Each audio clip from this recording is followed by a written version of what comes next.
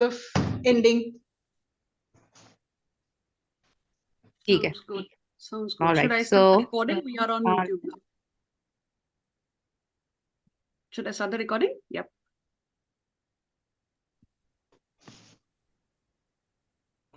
Hello and welcome everyone to the final section of Ananke's Women in Literature Festival. I'm absolutely thrilled that we have Meher Hussain with us. Meher Hussain is an independent publisher and her publishing house is Zuka Books. Yeah. So there's a little bit of a glitch. Meher will be coming online soon. Yeah, she's here. Meher. Hi, Meher. Hi. Wonderful Apologies. to have you. Bit of a lag on my end. Absolutely. Meher, I would like you to officially introduce yourself and talk us through, tell us about Zuka Books, the immense work that you've done with Uljagam, your previous works as well, and this one, Koi Hai. So over to you, Meher. Thank you, Sabine. Many congratulations on what has been a very, very successful and absolutely wonderful literature festival. Every year I've seen this platform grow and expand, and this year was truly magnificent. And a special shout out to Namrata of Kimaya Creatives for all the work that they've done behind the scenes and putting things forward and compiling everything together. People don't realize how much work goes into it. They just see a Zoom link, but massive kudos to you and Namrata, who's here with us behind the scenes. I can see Namrata's name there, but many, many congratulations. I think what you guys have done this year is truly, truly magnificent. And I hope that people learn from this and they carry it forward. So Sabine, my name is Meher Hussain, as you know. I am a journalist, author, and publisher. I set up Zuka Books in 2020. Prior to that, I had a small social enterprise by the name of Zuka Accessories that had come about after I finished writing my first book, Pakistan Fashionable History. And I never thought I would get into publishing. It was never something that I wanted to do or I thought I'd do, but it came about after India-Pakistan relations broke down. And what resulted was that Indian publishers lost access to Pakistani authors, and Pakistani authors lost access to their work in India, and there was a complete breakdown in cultural exchange, something that had not really happened before. So that's when I remember when I started ranting and raving on social media about this, and of course Sabine stepped in and she said, "Look, let's transcend boundaries." And Women in Literature Festival was born. With Zuko Books, what we've done is that we continue to push creative freedom. I feel that in Pakistan, the publishing industry has suffered so badly due to social, political, and economic reasons. And because of that, creativity has died out. We've lost out on so many wonderful voices, so many beautiful minds who never got the opportunity to share their work. And so with Zuko Books, with every single publication, we try to push the boundaries for creativity, which is why none of our books are really just black and white text-based, but they're also visual. They're also, yes, that's gray matter, that's Ujjagam. Thank you. So the idea is that with every single publication, we're pushing boundaries further and further in terms of how language is used, the message that is being communicated, the visual aspect of it, and how to sort of tackle societal taboos in a meaningful way. And that's what Zuka Books has all been about. Our most recent publication, of course, has been Koi Hai, Letters to Palestine, which was an open call, a global call for people to contribute letters to Palestine. And one of the things that I am immensely humbled by, and I suppose proud of, that when I gave the first call out, I was really afraid of what would come in. And by afraid, I mean not in terms of what the contributions would have to say, but that they would target the Jewish community. They would focus on hate, given the current situation when it comes to Israel and Palestine. But I think what we've seen is that every single contribution that came in went into the book. Not a single one was left out. I don't believe in censorship. I believe in working with people on that. And there was so much love and tenderness for the loss of life. And I know that while it's titled Letters to Palestine, what was remarkable was that so many contributions transcended borders and transcended the differences, whether they are political or religious or whatever they may be, East versus West, all of that. And there was a tremendous insight into how people were thinking and how ultimately, it sounds jaded and it sounds cynical and it also sounds idealistic, how so many people actually believed in the spirit of humanity and they wanted to uphold that. And I feel that with this publication, we also need to remember that ultimately, again, as idealistic as this sounds, war is not going to solve anything. And we see that today now, particularly with the global statement being issued by a global feminist, recognized for her role in education, with the statement that she's issued. So ultimately, what it does come down to is the role of the written word, and how we need to uphold that, and how we need to respect that, and how that can also change how matters are dealt with, whether on an individual level, on a national level, regional level, international level.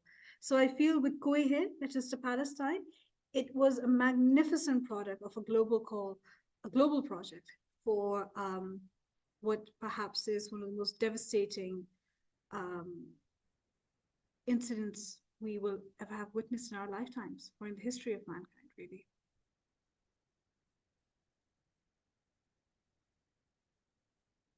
So, Meher, first of all, let me just pull up all the books that I love so much. I love this amazing coffee table book, but it's not just a coffee table book. It's history. It's our amazing, fashionable history written by Meher and Saad Sarfaraz Sheikh. Pakistan, a fashionable history. That's Because right. yeah, and why I want to do that is I want to celebrate what you've done and what you've achieved. So this is The Burning Champa. Thank you. That was by Zara Hamid, and it was part of a national campaign, again, addressing taboo issues such as mental illness, body dysmorphia, and the role of women in society and how they're seen when they're grappling with either both or either one of those issues, and how it was necessary to normalize it. And so in this case, you saw the written word again being used to communicate something which is sort of shunned and swept under the rug when it comes to not just our society, and by our society I mean South Asian, but globally as well. So that was quite an important publication. And I'm doing it chronologically. Maybe Sure. this came first and No, then no, The Burning Champa no, Burning Champa and then Grey Matter came. came. All right. So tell us about Gray Grey Matter. Matter was Pakistan's first graphic novel addressing, again, a taboo issue, which was marital breakdown, divorce, and the impact that it has on not just women, but on men as well. Because I think somewhere along the way, we really misunderstood that when we're talking about feminism, we're not just talking about, you know, causing women to rise to the top and treading on men, but we are sort of saying that men can be where they are. But in fact, we would like women to be where they are. And in order to create that change, you need to look at how men are also victims in this. And only then can you have a progressive movement take root. Then we have Uljaga. Uljaha. Wolfie This came was after, actually right? this was spearheaded by you, Sabine. Would not have been possible without you. This is a translation done by Hamad Rind of Naveen Kishore's book. This was actually part of Pakistan's 75 year Pakistan and India 75 years of partition or independence, however you wish to see it, and it was also part of a special series that we had done with the Friday Times, with the graphics done by Minhaj. I have to give a shout out to Minhaj because he has also harnessed the power of visual imagery and how Yeah. necessary that is in terms of communicating and again developing the publishing industry. I'm going to hold it again because maybe how we're streaming it, if I'm quiet. So maybe, so this is the book. Yeah. Yeah, I love all the, that's all these, Minhaj's magic. That's all I, Minhaj's magic. I love, Because again, the whole idea was to sort of push creative boundaries. It's easy to put something in black and white, yeah, but what yeah, about the importance of visuals? And in South Asia, we are a visual people. Everything about us, from what we wear, how we absolutely, the heart sing heart concept, everything. So that's absolutely. why I felt that how do we put that in books, and that's where a lot of the magic takes place through the graphic design. And we have Wolfie. Um, when I'm reviewing something, I go crazy with I'm a stationery loving Yes.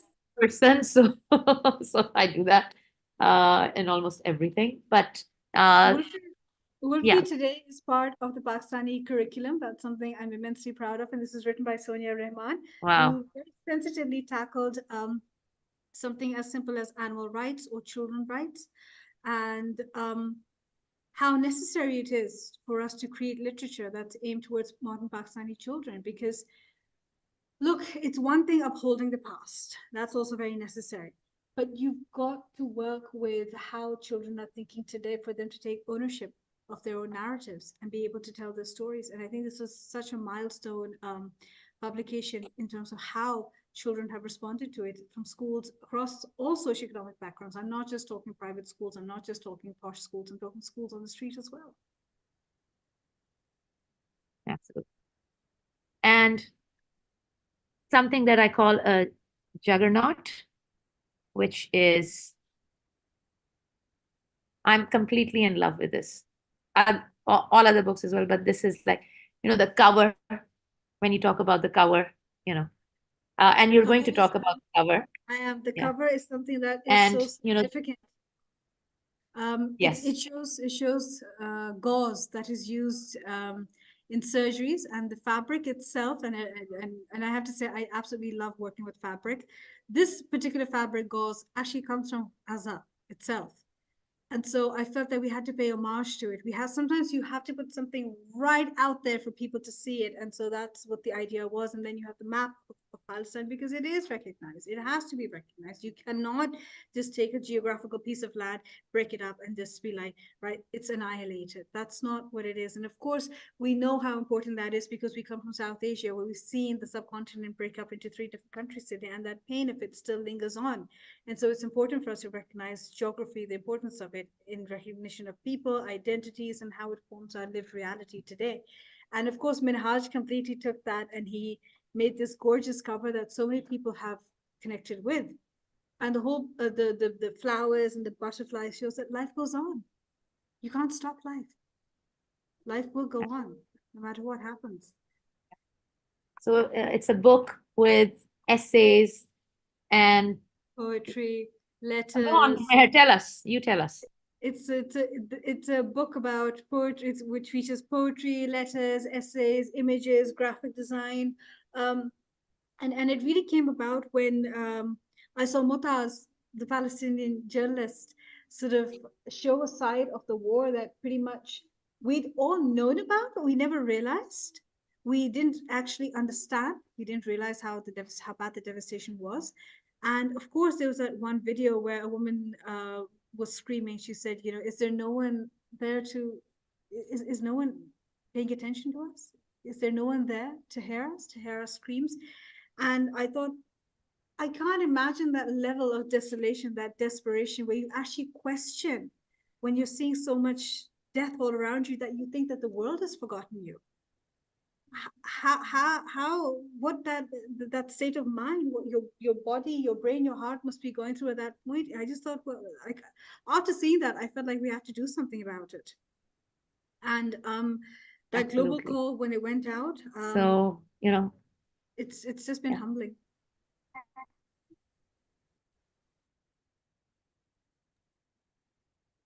Yeah, it's been such a pleasure, talking about this and being even a small part of Koi Hai. Uh, Yes, you you've know, written an essay as well, and of yeah, course, you published the e version of it here in Dubai, which was incredibly kind and generous of you. And I think a lot of people seem to misunderstand that perhaps with Zuka books, none of our books have actually been sort of like commercial in that traditional sense for a number of reasons. And this one in particular, I was adamant that not a penny was going to be made from it. This was very much a written statement of solidarity. It was very much a written statement expressing that we will stand as witness to the atrocities that have been committed in this particular part of the world, and that ultimately you cannot destroy a way of living, people, their DNA, their indigenous links. You can't destroy that. That's something that will not stay on, because even if they are removed, and they have been removed, there will be witnesses, and we will continue to talk about it. And that's why I felt it was important for us to do this, and share it with human rights organizations and people, with those people who understood the value of the written word and how necessary it is in terms of addressing global issues. Like I said, just today we've seen a global personality issue a written statement, and sometimes that's all it takes. Yeah. That's all it takes. Just say it. Just say it. Just write it out. And this particular statement, had it come out, in October or November, on December, I think by now we could have seen so much. I'll have to see that. I've been so busy with the festival. Yeah, but it's come out too late, and all I can think of is the loss of life and what was achieved. And if such statements are to be made now, and it's still not too late, if anybody hasn't said anything, then please say so. But yeah, what's gone is gone now. But again, the lesson here is that speak up. and the lesson here, the one outcome is that it has exposed, uh, you know, so many things It that has were. exposed it, yeah. But once you've identified a problem, I think that there's still hope. Once something Yes, has been exposed, absolutely, you understand it, you realize it, and then you carry things forward, right? absolutely, And while absolutely. we can't fix the mistakes of the past, we can certainly set a precedent and taking things in terms of True, taking things forward. true, And true. so I think that's why this publication was also necessary, because if I'm not wrong, Pakistan was the only country to come out with such a publication. No other Yes, countries were able to do something like that. And even though it is very much a global call, there are people from India, from Canada, the US, Turkey, Britain, um, so many other countries where these contributions, from all backgrounds and all professions and all ages. I think what's important to yes, recognize, also. children, yes, all ages. But I think what's important is that all of us came together to put together a statement, and now we're seeing that others are also doing the same. They're putting out their statements, as we saw today. And it's just like, sometimes A, timing is everything, and B, you have to speak up. Silence is no Absolutely, longer an option, especially in absolutely, this digital age where you have so many means of communicating, and if you're still not communicating, then you know something's wrong. absolutely, absolutely. Thank you so much, Meher. Not Uh, at all. Thank you, uh, Sabine, for everything. no, we could not end our festival, you know, uh, without you. I mean, it's just, that's not you're an integral part of what we are doing and striving to achieve. And not talking about Koihe would have literally devastated me. So, No, no, uh, thank you. Over to you and Namrata. Thank you so much for everything, Sabine. thank you, Speak soon. Meher. Take Yeah. care. Bye bye. Up next, we have our closing address. And I'm absolutely thrilled that Namrata would be doing that. So stay tuned. We will come on, we'll start streaming really soon.